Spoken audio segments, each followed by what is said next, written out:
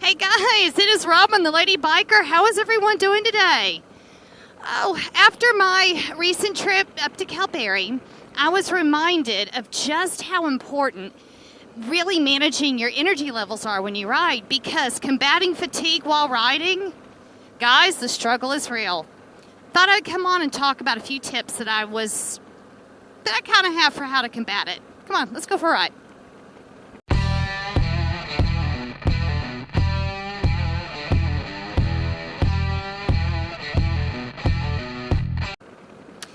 All right, well, hey guys, I am out somewhere east of Perth. Oh, I have absolutely no idea where I am, but isn't that half the fun? Let's go this way. And, as I was saying, after going to and from Calgary, which it's a 620 kilometer, basically, from where I live, trip, and guys, doing that stretch in one day, for some, that's not a problem. But for most people, it really is. Especially for like myself that has, I don't have my thyroid because, I lost it several years ago.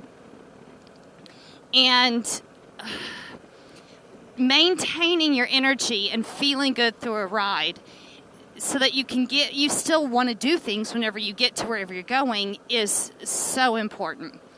And going over the last trip and getting back into riding shape, I've been reminded of just how important it is and all the things that I used to do, and even a few adjustments I'm having to make to my riding plan so that I can maintain my energy levels.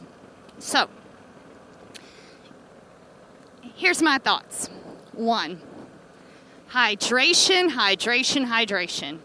Whenever you are riding, staying hydrated is critical. Now, let me put my personal trainer hat on, and let's talk about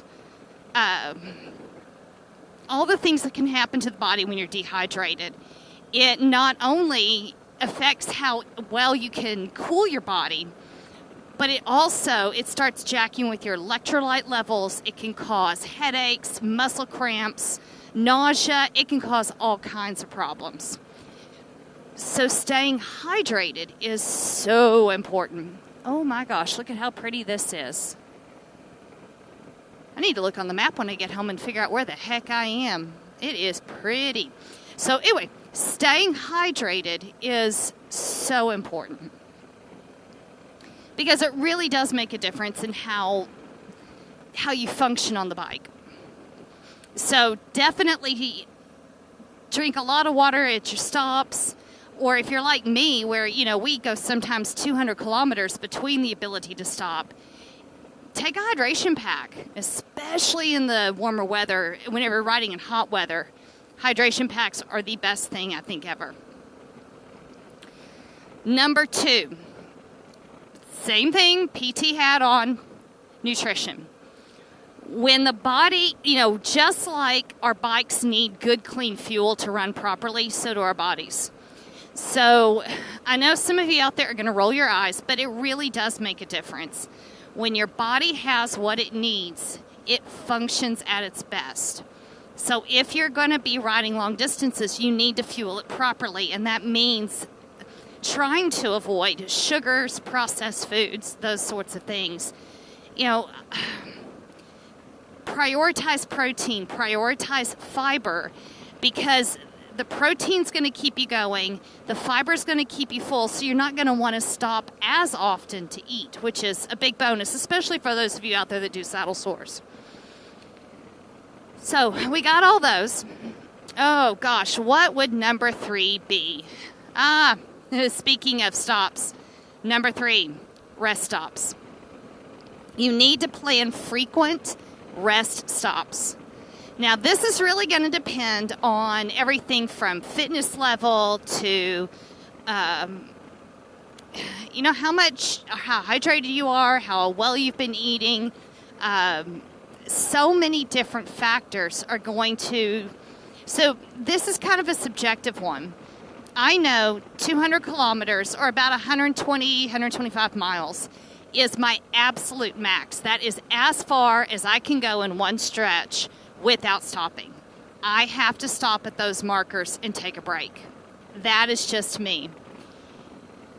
So, you're going to have to kind of play with that one, but taking frequent rest stops to use facilities, to stretch, to walk around, to rehydrate, just to give your body and mind a break. So important. All right. Number 4. What is number 4? I had these all written down. Oh, my gosh. Number 4. Be rested whenever you start out.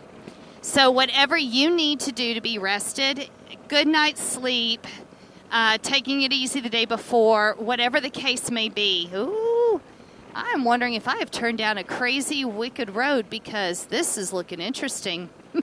Welcome to Western Australia, Robin. Anyway, you've got to be rested whenever you start out because if you're not, you're already starting out fatigued. And riding is a physical thing. It takes effort. And I am definitely somewhere I'm not supposed. Oh, I'm at the Perth Observatory. Oh my gosh! I've been wondering where this was. All right, guys, I'll be back in a minute. I have been looking for this place. Allie is a fanatic about the stars and everything. He loves them, and he just enjoys them. So I've been looking for this place for a while. So I'm gonna have to come back to the observatory when I have Allie with me. All right, where was I?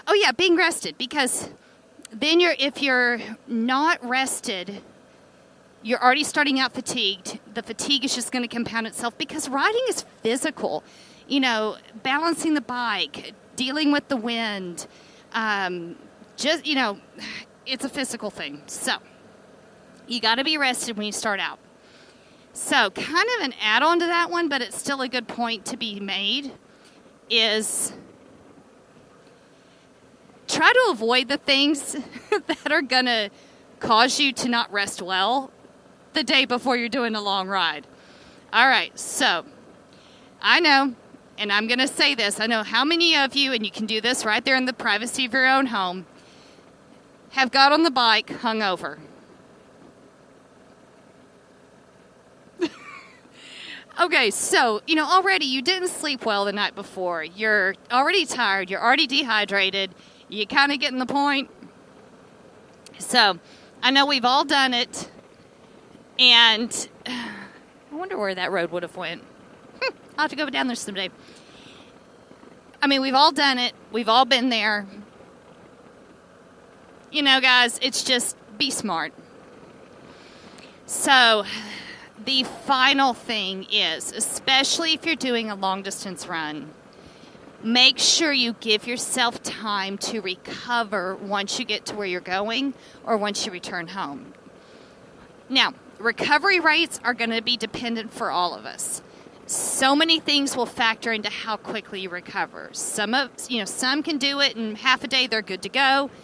Others, like my trip to Calgary, we rode up on one day. We spent 2 days riding and hiking and enjoying and partaking, and then another day back fighting holiday traffic. It took me 2 days to recover from that ride. So it just depends on where you are and what you need. So, all right, guys, I think I have prattled on enough about my thoughts. So, for those of you that have stayed with me to the end of this, thank you. I love it. Y'all are amazing. You're fantastic. I cannot say thank you enough. So my question for all of you today is, what is let's put it this way. If you were talking to a new rider, what is one piece of advice you would give them on preparing or for coping with fatigue on a long ride? Or 2, what is your game plan? What do you do to ensure that you're rested and ready and can grind out that 500, 700, 1,000 miles at a stretch? Or, 1,000K, 1,600K, whatever it may be. What is your plan for being rested and staying strong through a long ride? Well, guys, I got to share this because I think this is going to be pretty. We topped so many places around here, and then poof, there it is. I think I'm somewhere on the edge of Swan Valley wine region. So guys, with that, I hope everybody out there is having a fantastic day. So I'm going to tell you, especially while you still can, get out and ride.